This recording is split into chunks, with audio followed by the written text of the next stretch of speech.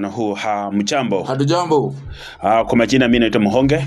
Muhonge ni katibu mkuu wa Fukufuku la kuleta watu wetu eneo hili la Mlima Kenya pamoja. Na nataka nizungumuze juu ya mambo yametokea kwa kiongozi wetu mpendwa Senator Osotsi. Toboa. Nataka nifahamishe umma, especially ndugu zetu wa Luo Nyanza. Lazima mkajue sisi ni wamoja. Sisi ni wamoja kuanzia vile Mungu aliumba pingu na nchi. Kwa sababu sisi sote tulitoka kwa mtu anaitwa Nyasaye. Nyinyi mnaita Mungu Nyasaye, sisi tunaita Mungu Nyasaye. Sisi sote ni wamoja. Nyumba ya kijana ni simba, nyinyi nyote mnaitwa simba.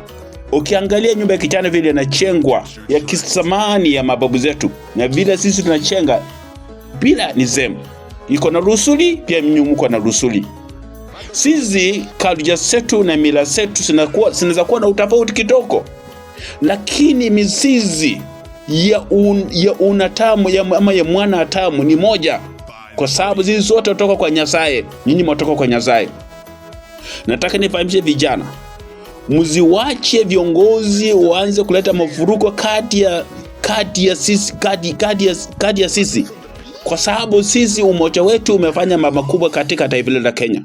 Kenya ikianza kuwa Kenya 1963, tulikuwa na viongozi wawili wenye walitoka katika eneo hili, kiongozi Jaramogi na kiongozi Masinde Muliro.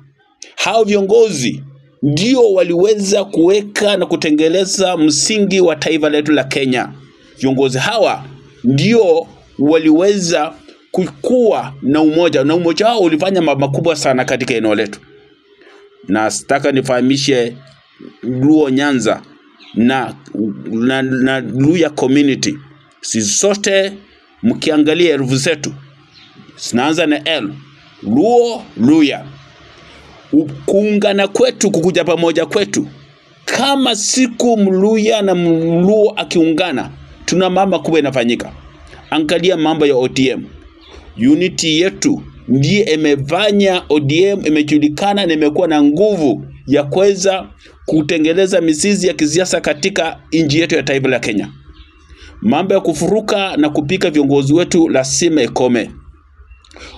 Kukuwa na mawazo tofauti kadi ya kisiasa ya viongozi wetu, sio hati sisi tuanze kufamia viongozi wetu kuwapika. Utofauti sio hati sasa sisi tumekosana.